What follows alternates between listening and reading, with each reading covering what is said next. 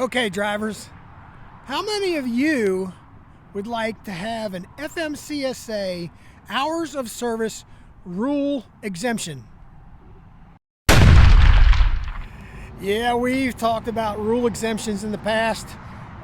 Companies asking for exemptions, trucking groups asking for exemptions like the ATA and OIDA maybe, and some of them are given and some of them are denied, right?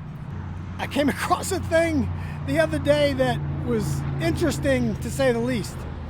There's a truck driver, I don't know where he's from, I'm not going to say his name, but he's a 30-year experienced owner-operator. I'm guessing that he has his own authority and runs for himself.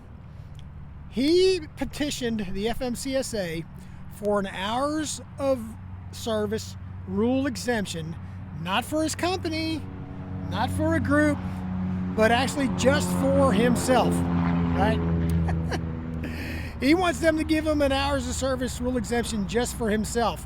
And in particular, he's concerned about the mandatory 10-hour break rule in the hours of service.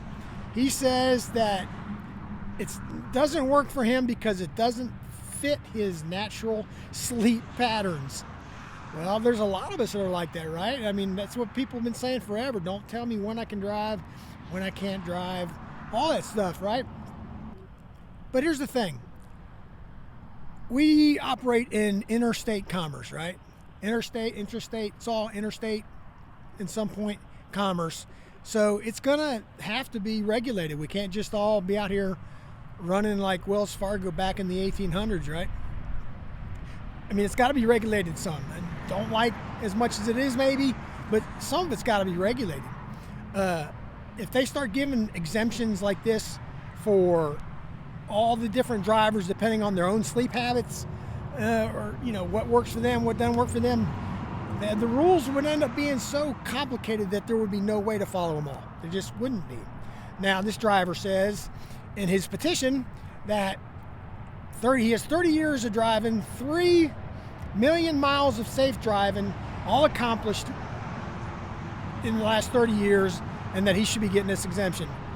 But I think he fails to see the irony in the fact that he got those 30 years safe driving, never had a wreck, while operating within the hours of service regulations.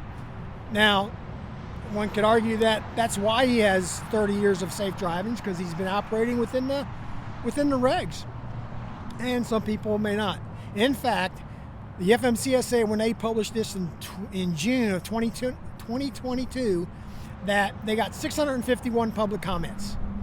350 of them, not surprisingly, were in favor of him getting this exemption. 68 were opposed, and the rest of them said they weren't for or against it either way. But a lot of them said that, which goes along with what I'm talking about with all the different regulations, if this exemption was given to him, that it should be given to all drivers. In other words, they should just say, everybody just drive however you feel, get your rest when you feel, drive when you feel. I mean, that would be a mess, I think, in my opinion, at least for the people trying to keep track of it. And you might say, we don't need to keep track of it, just let us drive. Well, I have a feeling, just from my 40 years of experience, that if we did that, the statistics would tell us that it's not working.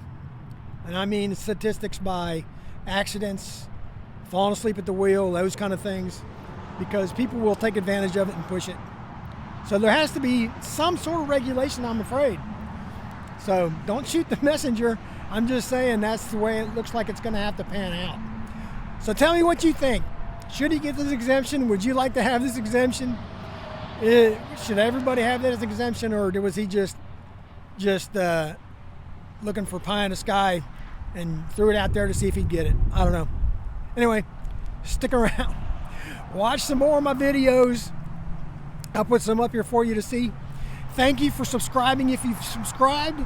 If you haven't subscribed yet, please do. I'd appreciate that. And we'll see you later.